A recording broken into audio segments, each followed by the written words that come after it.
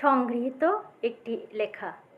একজন প্রাপ্তবয়স্ক হিসেবে জীবনের সবচেয়ে কঠিন শিক্ষা হচ্ছে, যতই ভেতরে ভেঙে পড়ি না কেন, টিকে থাকার অপ্রতিরোধ্য চাপে আমাদের সব সময় এগিয়ে যেতে হয়।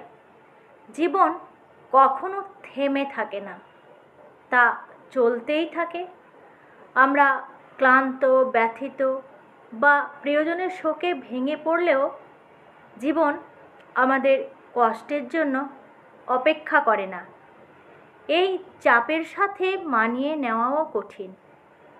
আমরা বড় হয়েছি এই বিশ্বাস নিয়ে যে সব কিছুর একটা সুখী সমাপ্তি আছে, কিন্তু বাস্তব জীবনে অনেক সময় আমাদের টিকে থাকতে হয় এমনভাবে যেন সব কিছু ঠিক আছে, যদিও ভেতরে আমরা ভেঙে পড়ছি।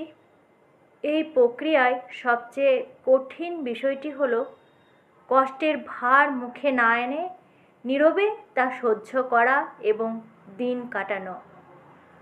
কিন্তু এসবের মধ্যে দিয়েই আমরা নিজের মাঝে অজানা শক্তি আবিষ্কার করি।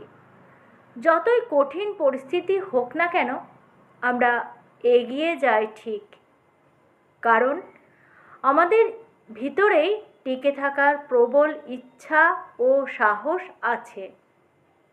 বাস্তব জীবনের এই কঠিন বাস্তবতা আমাদের ভিতরের শক্তিকে জাগিয়ে তোলে এবং প্রতিদিন নতুনভাবে বেঁচে থাকার জন্য আমাদের তৈরি করে। নমস্কার।